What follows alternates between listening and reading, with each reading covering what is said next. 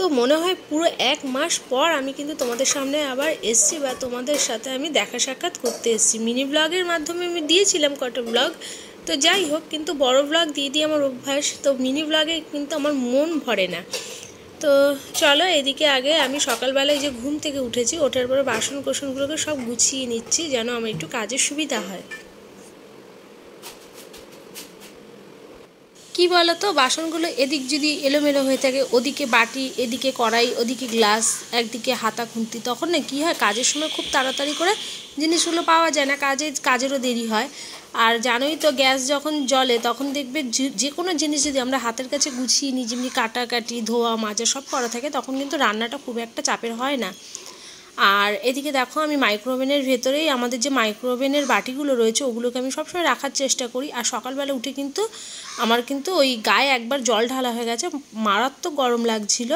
তো ভাবলাম যে একটুখানি ঘুম থেকে উঠে দুমগ গায়ে জল ঢেলে নিই, বেশ শরীরটা একটু রিলিফ হয়ে যায়, তারপরে কাজগুলো না হলে পরপর করতে থাকি। আর এদিকে দেখো, আমার কিন্তু কিচেন একদম সব সেট করা হয়ে গেছে। আর আজকে সকালবেলা ওই যে বানাবো চিচিঙ্গা দিয়ে পেঁয়াজ দিয়ে ভাজা করব কালো জিরে ফোড়ন দিয়ে। তো এটা খেয়ে আমার শাশুড়িমা ডিউটি যাবে, আর তার সাথে যা যা রান্না থাকবে সেগুলো তো তোমরা দেখতেই পাবে পরপর। আর চিচিঙ্গাটা ছাড়াতে আমার যে কী বিরক্ত লাগে কি বলবো। আর এদিকে দেখো, আমি ভয়েস দিচ্ছি আর আমাদের নিচতলা থেকে গাড়ি ঘোড়া যায়।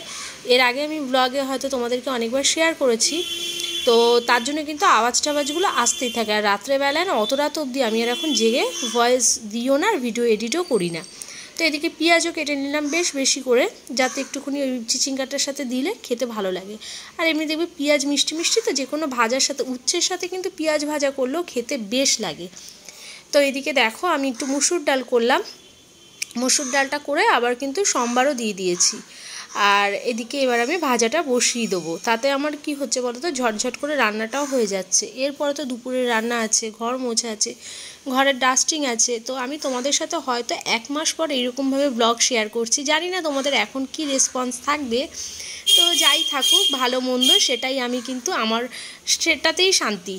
আর এদিকে দেখো, আর প্রচুর জানো তো, মানে একটা চাপের সৃষ্টি হয়ে যায় মাঝে মধ্যে, সেটা কী কারণে হয়, কেন হয়, অত নাই বললাম। তো এদিকে দেখো, কালো জিরে ফোড়ন দিয়েছি বেশি করে, শুকনো লঙ্কা দিয়েছি, পেঁয়াজটাকে একটু ভাজা ভাজা করলাম, করার পরে একটু চিচিঙ্গাগুলোকে দিয়ে দিলাম। আর ঝিঙে ভাজা আমরা কোনোদিনই খাই না, ঝিঙেটা পোস্ত খাই, ঝোলে খাই। আর আমি জানো তো, ছোটোবেলায় ঝিঙে আর চিচিঙ্গের মধ্যে গুলেই ফেলতাম, আমার মা বাজার করে আনতো বলতো, আর আমি ভাবতাম না যেমনি ওই যে একই গাছে হয়। আমি ছোটোবেলায় অনেক জিনিস ভুল করতাম, যেমন রুই কাতলা চিনতে পারতাম না, ছোটোবেলায় কেন, আমি বিয়ের পরেও চিনতে পারতাম না ঝিঙা চিচিঙ্গা এইগুলো, বুঝলে তো। তারপর হচ্ছে কুঁদরিটাকে আমি বলতাম ছোটো শশা। তো এইগুলো আমার একটা মানে বলার দিক ছিল, কুঁদরি কাটলে যেমনি ভেতরটা শশার মতো দেখতে লাগে, আমি বলতাম ছোটো শশা। তো বিয়ের পরে আস্তে আস্তে তাও শিখিনি, এখন যেমনি নিজের হাতে সব ধোয়া কাটা করতে করতে আমি এখন সবই শিখে গেছি। আর আগে তো বাবা মানে আমার শ্বশুরমশাই, উনি বাজার হাট করতো, এখনও আমি বাজার করি না, বাজার সব রনির পাপাই করে বেশিরভাগটা, আর মাঝে মধ্যে টুকটাক রনি করে দেয়। তো বাজারের দায়িত্বটা আমার এখনও অবধি মানে আমার নিতে হয়নি, কিন্তু এই যে কাটা ধোয়া। আর আগে জানো তো, মানে যেহেতু আমার যখন প্রথম বিয়ে হয়েছিল, নতুন ছিলাম, তখন তো শাশুড়িমা আর শ্বশুরমশাই দুজন মিলেই সংসারের সব কাজ সামাল দিত।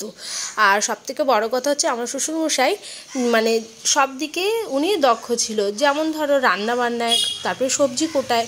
তোমরা হয়তো শুনলে ভাববে যে কি বলছো, হ্যাঁ সত্যি গো, আমার বাবা সব কাজ জানতো।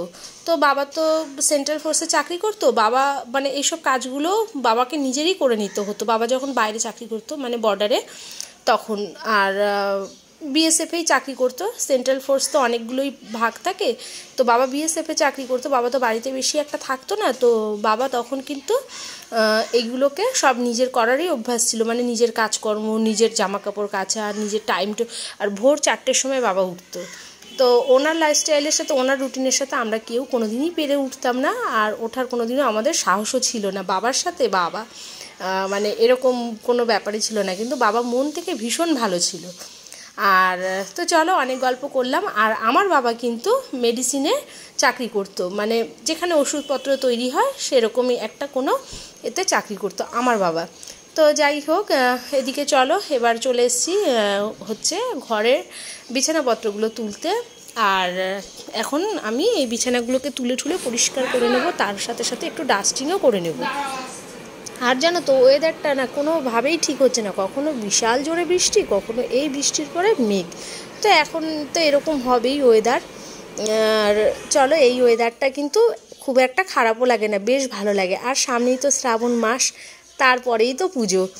আর এখনই কিন্তু ওয়েদার পুরো ঘুরে গেছে রথের পরে পরে। আর তোমাদের সাথে আমি রথের ব্লগ ট্লগ কিছুই শেয়ার করিনি। আর আমি এবছর জানো তো আমাদের পাড়ায় মানে আগে যারা হচ্ছে মানে রথটা নিয়ে আসতো, তারা এবছর নিয়ে আসেনি।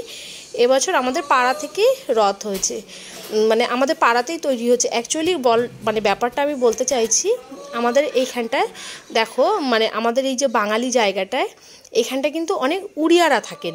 তো ওনারা হচ্ছে এটাকে তৈরি করে, মানে এই রথ তৈরি করে ওনারা আমাদের পাড়ায় নিয়ে আসতো। একটা মন্দির আছে, রাধাকৃষ্ণের মন্দির, সেখানে রথটাকে রাখা হতো। আবার উল্টো রথে আমাদের এই পাড়া থেকে নিয়ে ওনাদের যেখানটা একটা জায়গা আছে, ওনাদের ওই জায়গাটায় ওনারা আবার রথটাকে রাখতো। কী কী করতো আমি সেটা ঠিক জানি না। কিন্তু এবছর কি হয়েছে, ওনারা আর ওনাদের রথ নিয়ে এদিকে আসেনি, তো আমাদের পাড়াতেই রথ হয়েছে। তো সেই রথ মানে আমাদের পাড়ায় টানা হয়েছে, কিন্তু কখন এসছে না এসছে আমি ঠিক টেরও পাইনি। আর আমার এবছর রথ টানা হয়ও নি। তো রথে জিলাপি খাওয়া, পাঁপড় ভাজা খাওয়া সবই হয়েছে, কিন্তু ভিডিও কিছুই হয়নি। আর এদিকে চলো, এবার আমি দেখো, আমার তো এই সোফাটা হয়ে যাওয়ার পরে সব সোফার উপরেই সব মানে স্টোর করা থাকে জামা কাপড়। তো আমার বর সেটাই বলে, এটা আমি কি মানে জামা কাপড় রাখার জন্য সোফাটা বানিয়ে দিয়েছি, না অ্যাকচুয়ালি তোমার মানে বসার জন্য আমি সোফাটা বানিয়েছি। তো যতই যাই বলুক, দেখবে এগুলো আমাদের অধিকার। ঘরের কোনায় কোনায় আমরা জামা কাপড় রাখবো, ঘরের কোনায় কোনায় আমাদের সব জিনিস থাকবে, তাই না? তার সাথে মাথার চুলও থাকবে মেঝেতে পড়ে। তো এগুলো আমাদের অধিকার, আমাদের জোর বলতে পারো। তো যাই হোক, মজা করেই কথাটা বললাম, কিন্তু এরকম থাকাটা তো উচিতই না। কিন্তু আমি ভাঁজ করি, আর আমার ঘরে না প্রচণ্ড জামা কাপড় পরে, তোমরা বিশ্বাস করবে না, আমার ছেলে আর আমার বর মানে এত জামা কাপড় ওরা চেঞ্জ করে, তো আমি পাগল হয়ে যাই। কাচতে ধুতে ধুতে আমার কিন্তু একদম মানে অবস্থা খারাপ হয়ে যায়। এদিকে দেখো, পুঁই শাকের চচ্চড়ি করেছি মাছের মাথা দিয়ে, ঘর দোর পরিষ্কার করে ঝট করে গিয়ে রান্নাটাও সেরে ফেলেছি। আর এই যে এইদিকে করেছি হচ্ছে ভোলা মাছের ঝাল বেগুন দিয়ে, আর একটু ধনেপাতাটা ওপরে দিয়েছি, মিক্সড আর করিনি, আমি পরে করে নেবো। এদিকে রয়েছে চিকেন, তো চিকেনটা রনি খাবে, রনি যেহেতু ভোলা মাছ খায় না। আর এদিকে দেখো, গরম গরম ভাতও আমার হয়ে গেছে। মানে এইসব কাজগুলো সেরে আমি কিন্তু গিয়ে আবার রান্নাটা করেছি। রান্নাগুলো আর তোমাদের সাথে শেয়ার করলাম না, কিন্তু দেখিয়ে তো দিলাম যে এই রান্না করেছি। আর এদিকে চলো, আর এত রান্না দেখতে গেলে তোমাদের নিজেদেরও বিরক্ত লাগবে। সকালবেলার ডাল দেখালাম, আলু না পেঁয়াজ আর চিচিঙ্গা ভাজা দেখালাম, আবার দুপুরের রান্না দেখাবো, আর শেয়ার করলাম না। আর এদিকে চলো, যা জামা কাপড় ছিল সব গুছিয়ে গাছিয়ে ওই যে বেছে বেছে সব কিন্তু কাচা ধোয়া করতে হবে। অনেক জামা কাপড় জড়ো হয়ে গেছে। আর এই যে আমার নাইটি টাইটি এগুলো সব আমি রাত্রেবেলায় পরে ঘুমিয়েছিলাম, এগুলোকেও সব কেচে ধুয়ে নেবো, একবারে সব ওয়াশিং মেশিনে ঢুকিয়ে নিলাম। আর আমি জানো তো যেসব কুর্তি পরি, তারপর আমার চুড়িদার, আমার বরের হচ্ছে শার্ট টি শার্ট যেগুলো নতুন নতুন, ওগুলো আমি কিন্তু ডিনার শার্ট তো দিই না ওয়াশিং মেশিনে। জিন্সের প্যান্টটা দিয়ে দিই, চাদর এগুলো কিন্তু ভীষণ ভালো পরিষ্কার হয়। আর শার্ট টার্টগুলো ওগুলো তো একটু হালকা ফালকা, ওগুলোতে অত ওয়াশিং মেশিনে দিলে নষ্ট হয়ে যাবে। যেমনি আমি এই কালো নাইটিটা পরে আছি, এটাও আমি ওয়াশিং মেশিনে কিন্তু দিই না।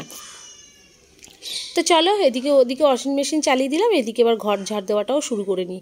কাজের শেষ আছে বলো তো? আমাদের মেয়েদের কোনো সময় কাজের কিন্তু কোনো শেষই নেই। কাজ করতে করতে দিন এদিক থেকে ওদিক হয়ে যায়, সকাল থেকে রাত হয়ে যায়, হুঁশই থাকে না যে কটা বাজলো না বাজলো। আমার তো এরকম একটা কাজ করতে করতে আমি আর একটা কাজের দিকে চলে যাই। তো যাই হোক বন্ধুরা, এদিকে দেখো আমি কিন্তু একদম চলে এসেছি, এখন ঘরটার ঝাড় দিয়ে ঘরটাকে মুছবো, আর তারপরে হচ্ছে স্নান করব। তো এদিকে আমার কিন্তু রান্নাঘর পরিষ্কার পরিচ্ছন্ন করা হয়ে গেছে, একদম বাসন টাসন সব মেজে একদম টিপটপ রান্নাঘর বলতে পারো। আর এদিকে চলো, আমি এখন এই ঘরটা ঝাড় দিয়ে দুটো ঘর হয়ে গেছে, এবার আমার ওই হলটা মোছার পালা। হলটাকে একটু ভালো করে মুছে নিই। আর আমি কিন্তু লাইজল দিয়ে মুছি, নালে কোনো দিন ফিনাইল দিয়ে মুছি, নালে কোনো দিন সার্ফ দিয়ে মুছি, মানে সার্ফ এক্সেল এটা দিয়েও মুছি। এতে কিন্তু ঘর আমার ভীষণ ভালো পরিষ্কার থাকে। আর আমার এই যে হলটা দেখতে পাচ্ছ, এটা কিন্তু ম্যাট ফিনিশের হচ্ছে রয়েছে, টাইলস বসানো রয়েছে। অনেকে ভাবে না কার্পেট পাতা, প্রথম প্রথম ভাবতো, তারপরে এখন দেখে দেখে সবাই একটু বুঝে গেছে। আর বেশ ভালোই লাগে, দেখবে সব একটা না এক কালার ভালোও লাগে না, ঘরের বেশ টাইলসগুলো। আর এই যে বিকেল হয়ে গেছে, এখন আমরা বেরিয়েছি হাঁটতে দু বন্ধুতে। আমার এই বান্ধবীটা আছে বলে না আমার একটু দিনগুলো ভালো কাটে। আর এই বিকালবেলা জবের থেকে আমরা হাঁটা শুরু করেছি, বেশ ভালো লাগে। মানে সারাদিন যাই কাজকর্ম করি না যাই করি না কেন, এই 1-1.5 ঘন্টা আমরা একটুখানি গল্প করি, হাঁটি, ভালো লাগে, দেখবে একঘেয়া লাগে না জীবনে। আর এইটা আমাদের বাড়ির পাশ থেকে, এই যে এখান থেকে বাইপাস থেকে আমরা পার হই, তো আমরা কিন্তু যাই ওই প্রতিদিনই অ্যাক্রোপলিস মলের কাছে। তো এদিকে দেখো আকাশটা কি দুর্দান্ত লাগছে, পুরো না আকাশে বাতাসে একটা পুজো পুজো রব কিন্তু চলে এসছে।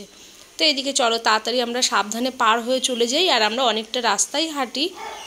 তো এদিক থেকে দেখো চলে এসেছি একদম কিন্তু আমরা এই যে রাস্তার এদিকটা তো পার হব বলে এটা ভেতরের একটা রাস্তায় আবার এসেছি, এখান থেকে পার হয়ে আবার যাব।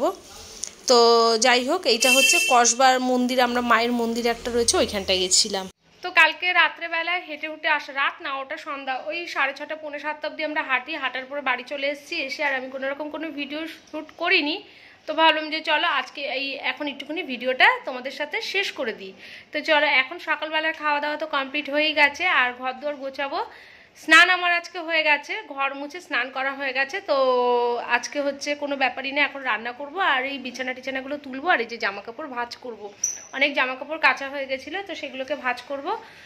চলো বন্ধুরা, আর ভিডিওটা আমি বেশি বড় করলাম না, আজকে এখানেই তোমাদের সাথে আমি টাটা বাই বাই জানিয়ে দিলাম। তোমরা সবাই খুব ভালো থাকবে, সুস্থ থাকবে, নিজের শরীরের খেয়াল রাখবে। তো চলো টাটা।